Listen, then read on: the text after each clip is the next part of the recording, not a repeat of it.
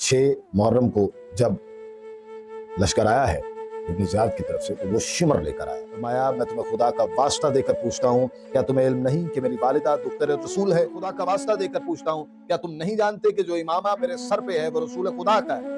حضرت نے فرمایا میں تمہیں خدا کا واسطہ دے کر پوچھتا ہوں، کیا تم نہیں جانتے کہ علی ہی وہ پہلے شخص تھے جو اسلام لائے؟ سامنے لشکر لے کر کھڑے ہو میرے ساتھ یا دیگر جتنے بھی لوگ ہیں وہ خارج از اسلام ہیں۔ آپ فرماتے ہیں میرا کیا قصور ہے؟ فرماتے ہیں کہ آپ علی کے بیٹے ہیں۔ انہیں یہ نظر آ گیا کہ اب اسلام کی باغ دوڑ کوئی اور نہیں سنبھال سکتا، تو یہ امام علی کے پاس گئے، لیکن امام علی سے ان کو بغض تھا۔ عباس وہ ہستی ہے کہ جس کو یہ کہا گیا ہے کہ جس نے جانا ہے چلا جائے، عباس چراغ بجھا دو، اور جب چراغ بجھ گیا تو پھر یہی کہا کہ عباس چراغ جلا دو۔ اس قدر کامل یقین ہے حسین کو عباس کی ذات پر، ان کے زوال کی سب سے بڑی وجہ قتل حسین ہے۔ بسم اللہ الرحمن الرحیم۔ ہم نے اپنی پچھلی ویڈیو میں یہ منظر کشی کرنے کی کوشش کی کہ کیسے امام اشعار پڑھ رہے تھے اور ان کے گھر میں گریہ اوزاری ہو رہا تھا۔ اب ہم آج کی ویڈیو میں عاشورہ پر بات کریں گے اور اس کے علاوہ مولا عباس علمدار کے لیے امان آئی اس پر بات کریں گے اور امام کے خواب پر بات کریں گے۔ ابن زیاد یہ چاہتا تھا کہ کربلا جلد از جلد ہو جائے اور یہ شہادتیں جلدی ہو جائیں اور یزید کو خوشخبری سنائی جائے۔ اس نے اس کام پر عمر ابن سعد جو کہ سعد بن ابی وقاص کا بیٹا ہے، جو کہ بڑے مشہور صحابی ہیں مسلمانوں کے، اس کو رائے کی حکومت کا لالچ دیا اور وہ اس لالچ میں آتے ہوئے اس نے آمادگی کا اظہار کیا، حالانکہ وہ حسین کو جانتا تھا، وہ علی کو جانتا تھا، لیکن چونکہ صفین میں بھی سعد بن ابی وقاص مولا علی علیہ السلام سے دوری اختیار کی اس نے، اور اس کے بعد امام حسن علیہ السلام کے وقت پر بھی اس نے ہچکچاہٹ کا مظاہرہ کیا۔ تو جب آپ کے نظریات میں کجی آ جاتی ہے تو وہ منتقل بھی ہوتی ہے، لیکن کچھ اپنی سرشت کا عمل دخل بھی ہوتا ہے۔ تو سعد بن ابی وقاص بیٹا عمر سعد انتہائی ملون صفت انسان تھا اور لالچی اور حرص سے بھرا ہوا تھا۔ امام حسین کے ساتھ جنگ کرنے کے لیے وہ جب کوفہ روانہ ہوا تو مسلسل ابن زیاد اس کے پاس لشکر بھیجتا۔ یہاں پر تعداد یہ ہے کہ 20,000 کے قریب 6 محرم تک اس نے لشکر بھیجا۔ کچھ اس بات کو اس طرح کہتے ہیں کہ 9 لاکھ کی تعداد تھی، لیکن میں آپ کو یہ بات کہوں گا کہ تعداد 72 کے مقابلے میں 1,000 کی بھی بہت ہے۔ یہ تعداد بحث نہیں ہے، تعداد کے اوپر ہم ڈیبیٹس کرتے ہیں یا مختلف چیزوں پہ ڈیبیٹس کرتے ہیں، وہ اتنی اہم نہیں ہے۔ واقعے کی حقیقت اہم ہے، واقعے کی افادیت اہم ہے۔ کوئی بھی وثوق سے نہیں کہہ سکتا کہ تعداد 30,000 تھی، یہ بھی نہیں وثوق سے کہہ سکتا کہ 9 لاکھ تھی، حالانکہ اس نے تمام اطراف سے لشکر اکٹھے کیے جس کا نام یزید تھا، یہاں تک کہ مولا امام حسین کا پانی بھی بند کیا گیا۔ 6 محرم کو جب لشکر آیا ہے ابن زیاد کی طرف سے تو وہ شمر لے کر آیا۔ یہاں مولا نے اپنا پہلا خطبہ دیا، اور کیا شاندار خطبہ ہے، غور طلب ہے۔ مولا نے فرمایا کہ میں تمہیں خدا کا واسطہ دے کر پوچھتا ہوں، کیا تم مجھے پہچانتے ہو؟ انہوں نے جواب دیا، ہاں، آپ فرزند پیغمبر خدا اور ان کے نواسے ہیں۔ پھر فرمایا میں تمہیں خدا کا واسطہ دے کر پوچھتا ہوں، کیا تم مجھے جانتے ہو؟ کیا رسول خدا میرے جد امجد نہیں؟ انہوں نے کہا ہاں، خدا کی قسم آپ رسول کے نواسے ہیں۔ فرمایا پھر تمہیں خدا کا واسطہ دے کر پوچھتا ہوں، کیا تمہیں یہ علم نہیں کہ میرے والد علی المرتضیٰ ہیں؟ انہوں نے فرمایا ہاں، ہم خدا کی قسم کھا کے کہتے ہیں۔ حضرت نے فرمایا میں تمہیں خدا کا واسطہ دے کر پوچھتا ہوں، کیا تمہیں علم نہیں کہ میری والدہ دختر رسول ہے؟ انہوں نے کہا بالکل، خدا کی قسم آپ دختر رسول کے صاحبزادے ہیں۔ پھر فرمایا میں تمہیں خدا کا واسطہ دے کر پوچھتا ہوں، کیا تمہیں یہ علم نہیں کہ میری جدہ جناب خدیجہ بنت خویلد علیہ السلام، اور وہ پہلی خاتون ہیں جنہوں نے اسلام قبول کیا؟ انہوں نے کہا ہاں، ہم یہ بھی جانتے ہیں۔ پھر جناب امیر حمزہ کے بارے میں کہا کہ وہ میرے والد کے چچا نہیں ہیں؟ انہوں نے فرمایا ہاں، خدا کی قسم ایسا ہی ہے۔ آپ نے فرمایا میں تمہیں اللہ کا واسطہ دے کر پوچھتا ہوں کہ جعفر طیار میرے چچا نہیں ہیں؟ انہوں نے کہا ہاں، آپ درست فرما رہے ہیں۔ امام نے فرمایا کہ میں تمہیں واسطہ دے کر پوچھتا ہوں، کیا تم نہیں جانتے کہ جو تلوار میرے پاس ہے وہ رسول خدا کی ہے؟ انہوں نے کہا بالکل ایسا ہی ہے۔ فرمایا تمہیں خدا کا واسطہ دے کر پوچھتا ہوں، کیا تم نہیں جانتے کہ جو امامہ میرے سر پہ ہے وہ رسول خدا کا ہے؟ انہوں نے کہا ایسا ہی ہے۔ حضرت نے فرمایا میں تمہیں خدا کا واسطہ دے کر پوچھتا ہوں، کیا تم نہیں جانتے کہ علی ہی وہ پہلے شخص تھے جو اسلام لائے، اور سب لوگوں سے زیادہ علم رکھنے والے اور سب سے زیادہ بردبار، اور ہر مسلمان عورت و مرد کے مولا و امیر ہیں؟ انہوں نے کہا بالکل ایسا ہے۔ فرمایا تو پھر کیوں میرا خون بہانا حلال سمجھ رہے ہو؟ اس خطبے کی بڑی گہرائی ہے، غور طلب بات ہے۔ یہ جو تعارف ہے امام کا، یہ اپنے آپ میں یہ بتا رہا ہے کہ تم جو سامنے لشکر لے کر کھڑے ہو، عمر سعد یا دیگر جتنے بھی لوگ ہیں، وہ خارج از اسلام ہیں۔ جسے وارث کی پہچان نہ رہے وہ اسلام سے خارج ہے۔ اب یہاں پر لوگ کہتے ہیں صرف کوفہ والے آئے میدان جنگ میں، تو ایسا نہیں ہے۔ لشکر چاروں سمت سے آیا ہے، ہر سمت سے امام حسین کے دشمن اکٹھے ہوئے، اور یہ جملے تاریخ کے اوراق پر پتھر پر لکیر جیسے آج بھی زندہ ہیں، کہ بتا دیا کہ اسلام قبول کرنے والے صرف وہی لوگ ہیں جو امام حسین کے ساتھ 72 کھڑے ہیں۔ اس کے علاوہ اگر کوئی بھی سامنے آ جائے اور اس کا کتنا بھی وقت عبادات میں گزرا ہو، تو وہ دائرہ اسلام سے خارج ہے۔ اس تعارف کی یہ بنیاد ہے۔ فرمایا حالانکہ میرے والد ساقی کوثر ہیں جن کے ہاتھوں میں روز قیامت پرچم اسلام ہوگا۔ انہوں نے جواب دیا کہ آپ نے جو کچھ بیان فرمایا ہے یہ سب ہم جانتے ہیں، لیکن جب تک آپ تشنا لب جان نہ دے دیں ہم آپ کو چھوڑنے والے نہیں ہیں۔ مولا فرماتے ہیں میرا کیا قصور ہے؟ فرماتے ہیں کہ آپ علی کے بیٹے ہیں۔ یہ جنگ ولایت علی کی جنگ ہے، یہ جنگ مسند علی کی جنگ ہے، جس پر یہ قابض ہونا چاہ رہے تھے، جس پر یہ قابض ہوئے۔ ان کو پتا تھا کہ یہ حقیقی وارث رسول یہی ہے۔ کل وہ ہستی کنویں میں منہ دے کر روتی رہی، 25 سال کی خاموشی، پھر یہ جمگٹا لگا کر اس کے گھر گئے اور بضد ہوئے کہ آپ سے بہتر کوئی خلافت کو نہیں سنبھال سکتا۔ یہ کیوں گئے امام کے گھر؟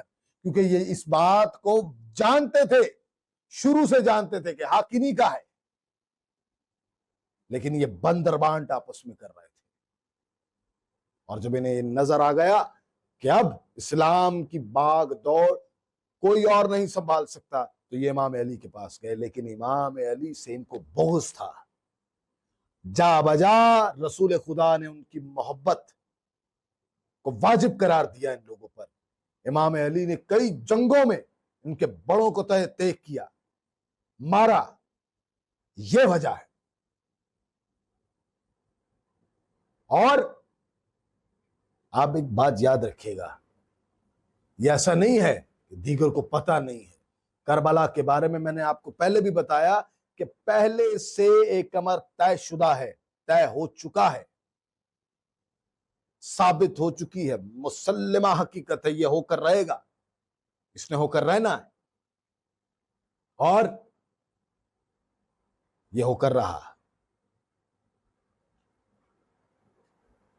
اس کربلا نے ایک لکیر کھینچ دی اسلام لانے والوں پر اور اسلام کا مکھوٹا اوڑھنے والوں پر۔ حالانکہ نماز وہ بھی پڑھ رہے ہیں، نماز یہ بھی پڑھ رہے ہیں، روزہ وہاں بھی رکھا جا رہا ہے، روزہ یہاں بھی رکھا جاتا ہے، حج وہاں کے بھی لوگ حاجی ہیں، یہاں کے بھی حاجی ہیں، لیکن حج قبول کس کا ہے؟ قبولیت اصل بات ہے۔ تو زمانہ آج بتا رہا ہے کہ قبول حسین کا حج۔ جیسے ہی امام نے یہ خطبہ ختم کیا تو حضرت کے گھر سے گریہ کی بلند آوازیں ہوئی۔ مولا نے فرمایا کہ اے عباس، انہیں جا کے روکو، ابھی بہت سی منزلیں ہیں جہاں انہوں نے ابھی گریہ کرنا ہے۔ اس کے بعد شمر نے عمر سعد کو زور دیا کہ تمہیں یہ کہلا بھیجا ہے ابن زیاد کی طرف سے کہ جنگ جلدی کرو، اور وہ لشکر لے کر مولا کے خیام کے قریب آیا۔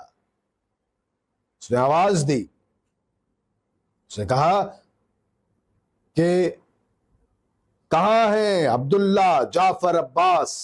امام نے فرمایا شمر کا جواب دو اگر وہ فاسق بھی ہے۔ چنانچہ جناب عباس اور ان کے بھائیوں نے کہا شمر کیا کہتے ہیں؟ اس نے کہا کہ تم امان میں ہو، امام حسین کے ہمراہ اپنی جان خطرے میں نہ ڈالو۔ یعنی مولا غازی عباس علمدار کو امان دے رہا ہے، انہیں چھوڑ رہا ہے، اور امام کے ساتھ جنگ کر رہی ہے۔ امام کے سب سے بڑے ناصر ہیں۔ عباس وہ ہستی ہے کہ جس کو یہ کہا گیا ہے کہ جس نے جانا ہے چلا جائے، عباس چراغ بجھا دو، اور جب چراغ بجھ گیا تو پھر یہی کہا کہ عباس چراغ جلا دو۔ یعنی اس قدر کامل یقین ہے حسین کو عباس کی ذات پر جیسے رسول کو علی کی ذات پر تھا۔ یہ مقام ہے مولا غازی عباس علمدار کا۔ اور امام اب اس بات کے بعد مولا غازی عباس علمدار علیہ السلام کے جواب کے منتظر فرماتے ہیں آئے دشمن خدا، تیرے ہاتھ شل ہو جائیں، کتنی بری امان ہمارے لیے لائے ہو۔ کیا تم چاہتے ہو کہ ہم اپنے بھائی، یہ وہ مقام ہے ساری زندگی آقا کہا ہے کہ کیا تم چاہتے ہو کہ ہم اپنے بھائی اور فرزند سیدہ کو چھوڑ کر تم ملونوں کے ساتھ ہو جائیں؟ ایسا ہرگز نہیں ہوگا۔ عباس کو تلواریں گھیر لیں، عباس کو نیزے گھیر لیں، عباس حسین کا ساتھ نہیں چھوڑے گا۔ اور اس جملے کو جب امام حسین نے سنا تو عباس کے عشق سے سر فخر سے بلند ہو گیا اور آنکھوں میں اشک تھی۔ شمر ملعون نے جب یہ سنا تو واپس لوٹ گیا۔ جب امام حسین نے یہ دیکھا کہ سپاہ زیاد جو ہے وہ جنگ شروع کرنا چاہ رہی ہے اور بہت اتاولی ہو رہی ہے، جلد بازی کر رہی ہے، اور اس پر نصیحت کا کوئی اثر نہیں ہو رہا، تو آپ نے عباس سے فرمایا جیسے بھی ممکن ہو اس لشکر کو جنگ کرنے سے روکو، تاکہ آج کی رات میں نماز ادا کر سکوں، کیونکہ خدا جانتا ہے مجھے نماز پڑھنے اور تلاوت قرآن سے بہت محبت ہے۔ یہ اظہار کے پیرائے عاشق ہے حسین اللہ رب العزت کا، یہ میرے مولا کا فرمان ہے۔ نماز پڑھنے اور قرآن کی تلاوت سے مجھے عشق ہے۔ جناب عباس آئے، ان کو حکم دیا کہ آج جنگ نہیں ہوگی۔ عمر سعد نے جب عباس کی آنکھوں میں جلال دیکھا تو خاموش ہو گیا۔ کیونکہ عباس کی جنگ کے نظارے صفین میں یہ کر چکے ہیں کہ ہزاروں کے لشکر کو چیرتا ہوا عباس وہ آخری صف میں جا کر کھڑا ہوا ہے، اور منکرین ایک دوسرے کو دھکا دے رہے ہیں کہ میں نہیں لڑ سکتا، تو لڑ۔ یہ لشکر پچھاڑنا سخی عباس کے لیے کوئی بہت بڑی بات نہیں تھی۔ ویسا دلیر حسین کا بھائی ہے کہ سامنے خربوں کا لشکر بھی آ جاتا تو مولا عباس کے لیے وہ کچھ بھی نہیں تھا، کیونکہ حوصلہ، بہادری، دلیری جو عباس کو علی المرتضیٰ سے ورثے میں ملی ہے اس کے کیا ہی کہنے۔ لیکن جنگ پر تاخیر پر وہ راضی نہیں تھا۔ اس پر جب غیظ و غضب مولا عباس کا دیکھا اور جب آپ نے چھڑی سے لکیر کھینچ دی کہ یہاں سے تم آگے نہیں آ سکتے، آج جنگ نہیں ہوگی، جنگ کل ہوگی، تو خوف کے مارے عمر بن حجاج زبیدی نے کہا خدا کی قسم اگر یہ لوگ ترک و دیلم کے قبیلے سے بھی ہوتے تو ہم ان کی درخواست قبول کر لیتے، حالانکہ یہ تو آل محمد ہے، اعتراف بھی کرتے جا رہے ہیں کہ آل محمد ہے، جیسے آج اعتراف ہو رہا ہے کہ آل محمد ہے، لیکن حق کو نہیں مان رہے، حق نہیں دینا پسند کر رہے۔ ایسے ادب کیا ثابت کرنا چاہ رہے ہیں؟ اس ادب سے ان کے دشمنوں سے راہ و رسم بھی ہے، ان کے ادب بھی کری جا رہے ہیں۔ یہی فوج یزید کر رہی تھی، یہی وہ ملعون کر رہے تھے، دشمنوں سے راہ و رسم تھی، ادب کر رہے تھے آل محمد کا۔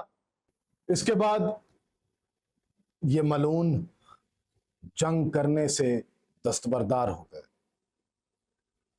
اور امام اپنے خیمے میں آ کر نیند کی آغوش میں چلے گئے۔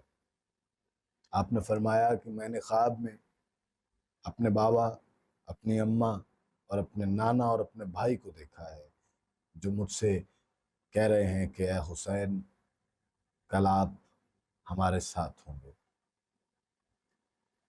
یہ بات سننے کے بعد خیام میں گریے کا شور بلند ہوا۔ غم کی تاثیر اپنی جگہ ہے، غم اپنی جگہ رہے گا۔ تم لوگوں کے باپ مر جائیں، بھائی مر جائیں تو تم رو سکتے ہو، تم لوگوں کی بہنوں کی عزت پامال ہو جائے تو تم رو سکتے ہو۔ نواسہ رسول کے غم غم نہیں ہے، اس پہ رونا جو ہے وہ بدعت ہے۔ یہ غم چھوٹا غم نہیں ہے۔ آج تک مسلمانوں کی صفاقیت کی سب سے بڑی وجہ یہ کربلا معلیٰ میں امام حسین کو شہید کیا جانا ہے۔ ان کے زوال کی سب سے بڑی وجہ قتل حسین ہے۔ پتہ نہیں کس مقام پہ آ کر تم یہ کہہ دیتے ہو کہ گریا نہیں، یہ گریا کیا نہیں جاتا، بزد ہو کر نہیں ہوتا یہ گریا۔ سینے غم سے بھرے ہوں تب کہیں جا کر آنکھوں سے موتی برآمد ہوتے ہیں آنسو کی شکل میں۔ آنے والی ویڈیوز میں اسی طرح ہی کربلا کے احوال سے آپ کو آگاہ کروں گا۔